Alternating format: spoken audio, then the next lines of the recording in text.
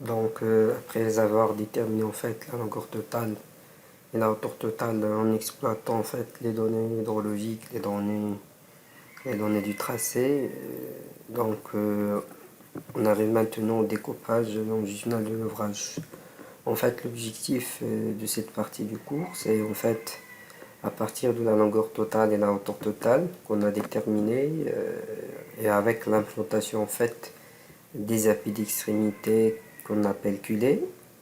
Donc on va en fait procéder au découpage de la longueur totale en longueur partielle. Donc cette longueur L, on va essayer de la décomposer en longueur partielle en fait parce que avec ce qu'on a vu en calcul de structure, pour des longueurs importantes, on peut pas franchir d'un seul tenant en fait cette longueur totale. Ce qui fait, il est indispensable en fait de découper cette longueur totale en longueur partielle.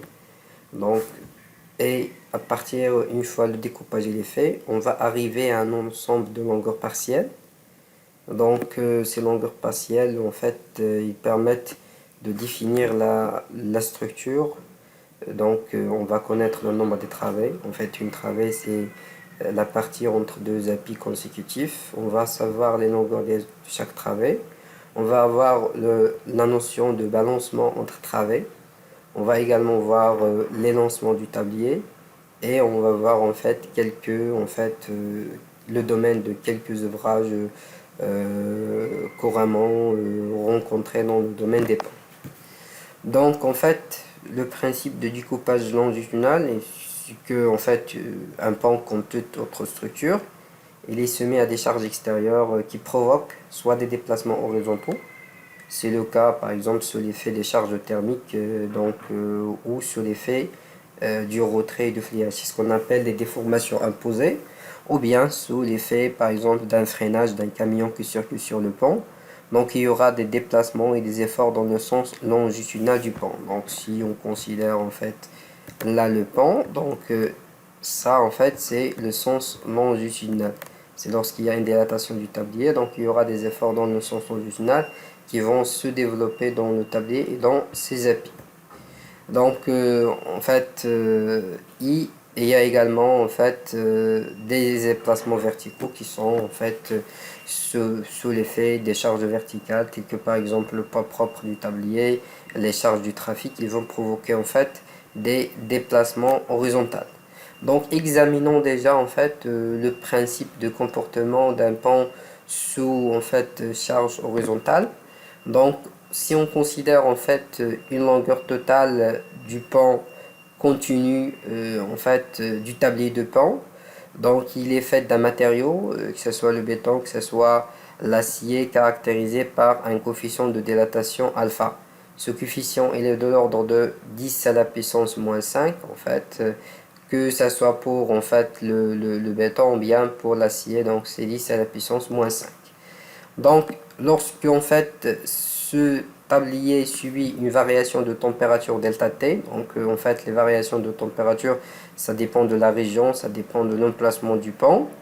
En fait cette variation de température elle va provoquer une variation de longueur proportionnelle à la longueur L. Donc c'est ce qu'on a vu en fait en mécanique des structures, c'est que delta L, la variation de longueur que va subir la longueur L, c'est tout simplement alpha fois delta T fois L. Alors là en fait, plus la longueur continue et en fait la longueur continue L est grande, plus la variation de longueur en fait de longueur delta L est importante. Et pour absorber en fait cette longueur, en fait à l'extrémité du tablier nous avons parlé du joint de chaussée. Donc ce joint de chaussée c'est celui qui va en fait absorber ce déplacement du pieu, plutôt ce déplacement du tablier pour lui permettre de se dilater librement. Donc plus en fait la longueur totale continue est importante, plus le delta L est important et par conséquent on doit avoir des joints de chaussée importants, des appareils d'appui spéciaux importants en fait lorsqu'on a en fait un appui, donc là c'est un appui. Là, c'est un appareil d'appui et le tablier il est posé sur cet appareil d'appui. Pardon. Le tablier il est posé sur cet appareil d'appui. Alors, lorsque le tablier il a tendance à se dilater, par exemple, donc les appareils d'appui ils ont une certaine rigidité, donc une certaine résistance au déplacement. Par conséquent, ils vont essayer d'empêcher le déplacement du tablier, ils vont subir des efforts horizontaux importants et par conséquent pour en fait supporter ces efforts importants, il faut qu'il y ait des appareils d'appui parfois spéciaux donc pour en fait s'adapter à l'intensité des efforts. Et également des efforts importants dans le tablier. Ce qui se passe au niveau de l'appareil d'appui, il va passer bien sûr au niveau de l'appui, plus l'appui par exemple il est haut, donc on peut avoir des efforts importants dans la pile. Donc en fait, pour ces raisons, on limite la longueur totale d'un pan, ce qu'on appelle un module d'un pan, à une valeur, en fait, à une longueur maximale de 100 mètres. Donc ça veut dire que cette longueur totale, L, on va la découper en deux longueurs partielles, L1 et L2, inférieures ou égales à 100. En fait, cette limite de 100, c'est une limite pour les ouvrages en fait courants.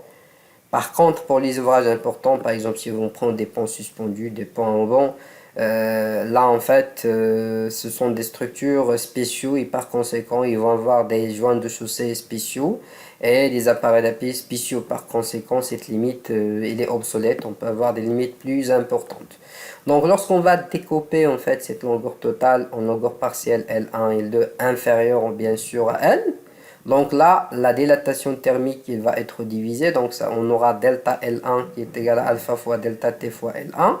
Donc ça nous donne un déplacement, en fait, un déplacement moins important que le déplacement qui sera provoqué si la longueur totale elle est toute continue. Et on va avoir par conséquent des joints de chaussée ordinaires et des appareils d'appui également ordinaires, en général des appareils d'appui en élastomère fretté. Et en fait, les efforts appliqués sur le tablier ne vont pas très importants. Donc là, ça nous permet de résoudre le problème des déplacements horizontaux et nous allons s'attaquer tout de suite à la question des déplacements verticaux.